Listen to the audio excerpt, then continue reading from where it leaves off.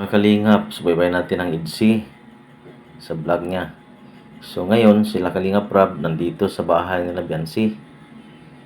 Ngunit, si Kalingap Rab nakatanggap ng tawag mula sa isang keyboys na naaksidente raw si Ido. So ayan, si Biancy, natulala na si Biancy Para na siyang nataranta. So pinuntahan nila kaagad patungo sa area na sinabi ng keyboys na doon raw na disgrasya si Ido. So baybayin natin mga kalingap. So bago po ang lahat mga kalingap, paki-subscribe po sa aking YouTube channel po. Paki-hit po sa notification bell para updated kayo sunod kong mga video. At huwag niyo kalimutan, Bal Santos Matubang, Ama ng Kalingap. Paki-support po mga kalingap, mga kababayan. At Idna Vlog at Kalingap Rab at Jackie Tapia Matubang. Paki-support po mga kababayan, mga kalingap po. Samantala ngayon nagmadaling pumunta si Kalingap Rab sa kanyang sasakyan. Kasama si Biancy patungo sa lugar na si Ido, Kalingap Ido ay na disgrasya, nagmotor. Ito na mga kalingap Lumapit na si Biancy. Yan si Ido nakaupo. Parang bali siguro yung Ayan mga kalingap. Kawawa naman si Ido. Ayan. Ang kamay ni Ido na mayroong dugo. Tiningnan ni Biancy. Hinawakan niya ang kamay. Kasi, na disgrasya sa motor. Pero, ayan.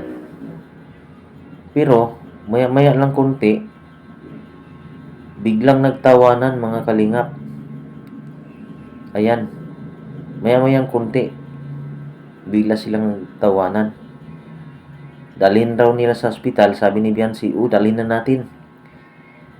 Pero, dalawang isip si Biancy, bakit hindi naman nataranta yung mga keyboys? Dapat sana raw, dinala nila sa ospital si Ido, pero hindi nila dinala So, sa isip ni Biancy, baka parang hinahanap niyang yung sugat sa kamay. So, tiningnan niya, wala nang sugat.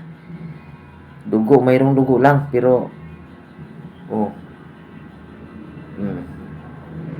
tiningnan niya dalawang isip siya kung ito ba'y prank o hindi Ayan mga kalingap. Nanghihina si Ido. Talagang may dugo sa kamay. Ayan Pero wala namang sugat.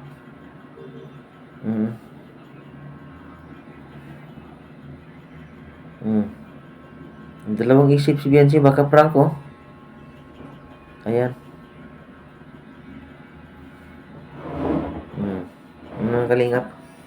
Sinubukan lang nila si Biancy kung Yan, nagtawanan na. Sinabi na nila na prank pala yun. Yun. Natatawa si Biancy Ayan Kasi nag-alala siya kanina. Ngunit talagang prank na naman Natawa siya mga kalingap Ayan. Talagang si Biancy may pagmamahal kay Ido talaga. Nag-alala kasi siya Pero hindi pa niya binuhos ang kanyang pag-alala kasi kung may relasyon pa sila, siyuta pa sila, wala na siguro, niyakap-yakap na niya yun. Ayan mga kalingap. So, tawa si Biancy nawala na yung niya, kaba. Nawala na yung kaba. Prank lang pala yun. Ayan. Sa episode na yan, prank lang. Pero, matagal silang hindi nakita mga kalingap. Dahil itong si Ido, mula nang si Biancy ay nag-aaral na sa kolehiyo, madalas hindi na ito pupunta sa bahay nila Biancy pag walang vlog. So tinanong siya bakit hindi siya pumunta.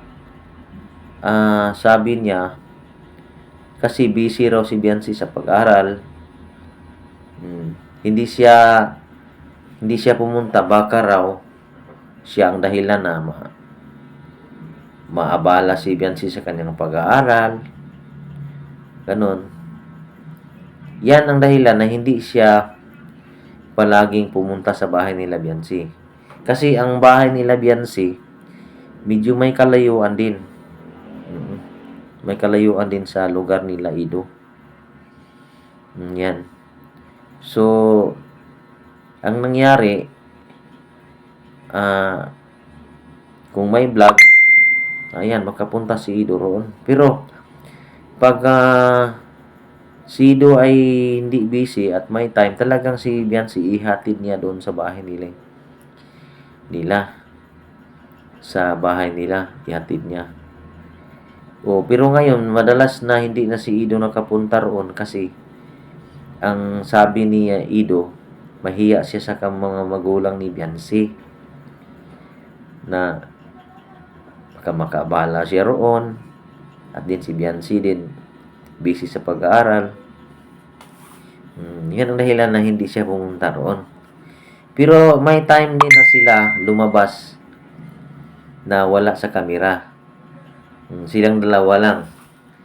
Pero minsan rin itong mga K-boys, mahahanap sila ng paraan para makabidyo para sa TikTok lang, para sa short video.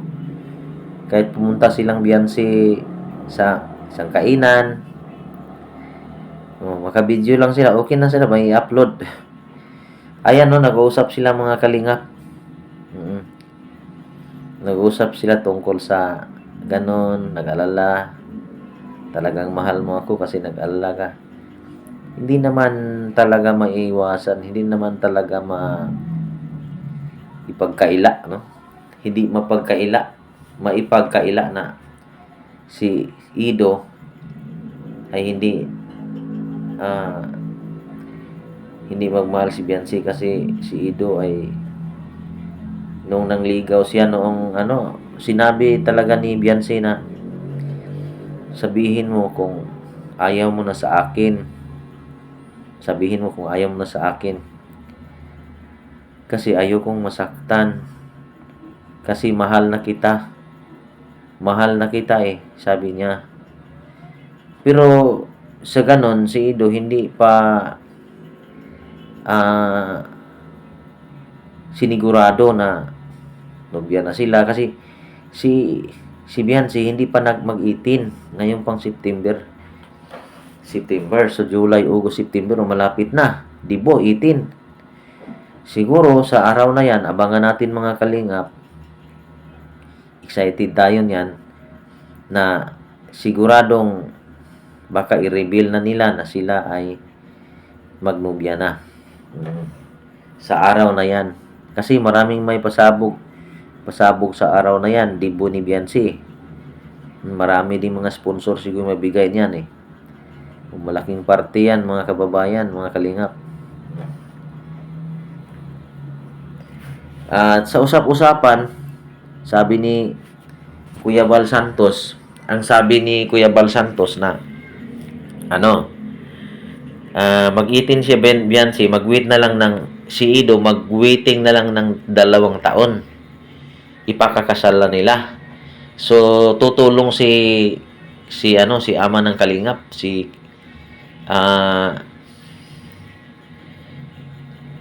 Bal Santos, kalingap Bal Santos.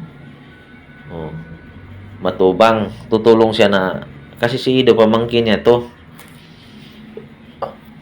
niya magkapatid ang asawa ni Ido at saka ina ni Ido, asawa ni Bal Santos at ina ni Ido magkapatid.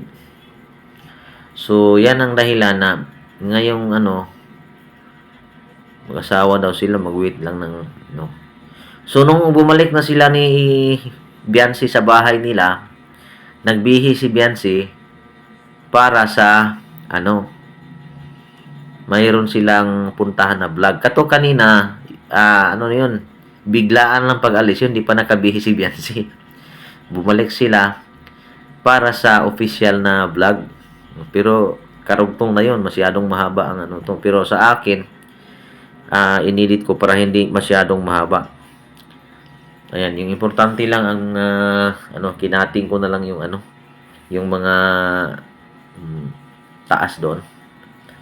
Mga kulitan, mga tawanan. So dito na sila sa vlog. Ito sa lugar ng restaurant.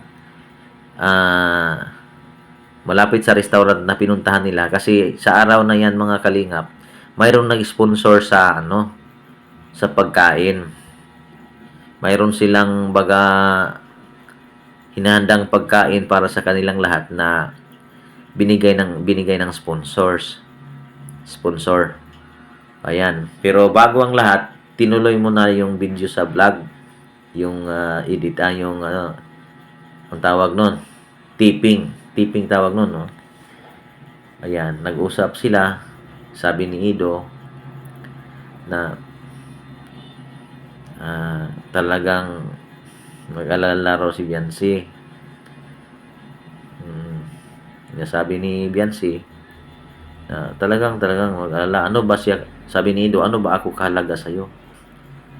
Ano ba kung mahalaga ako sa bilang kaibigan, bilang So, si Biancy naman, parang hindi niya sinabi na mahalaga ka sa puso ko. Yun ang hinihintay ni Kalingap Ido eh. Oo.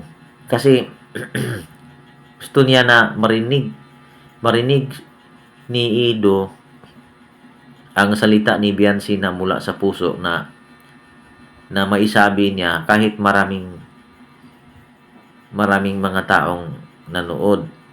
Yan ang hinihintay ni Ido eh, kasi si Biancy kasi hindi pa siya nagsalita sa mga yung showy baga na mahal niya talaga, masabi siya na importante ka sa puso ko, importante ka sa buhay ko, mahalaga ka sa buhay ko, ayaw kong mawala ka, ayaw kong madisgrasya ka, sobrang nag-alala ako sa'yo.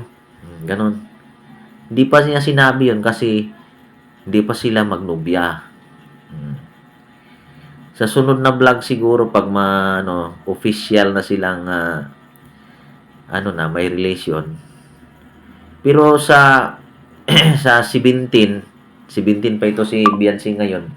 Marami namang vlog na na sinabi na ni Ido na mahal niya si Ido, kahit ang kanyang ina ni Biancy nagsabi na si Biancy daw nagsabi na pwede na siya mag-boyfriend, mag-18 na siya at talagang crush daw niya si Ido, mahal na si Ido, miss niya si Ido. So sa kanilang usapan diyan, sabi ni Biancy, baka parang hindi mo ako na-miss, sabi ni Biancy. Sabi ni Ido, hindi, miss kita eh. Sabi ni Biancy, hindi, kasi hindi ka pumunta sa bahay. Kasi si Ido ngayon, hindi na madalas pumunta sa bahay nila Biancy. Ganun. Dahil sa si Biancy, nag-aaral na ngayon.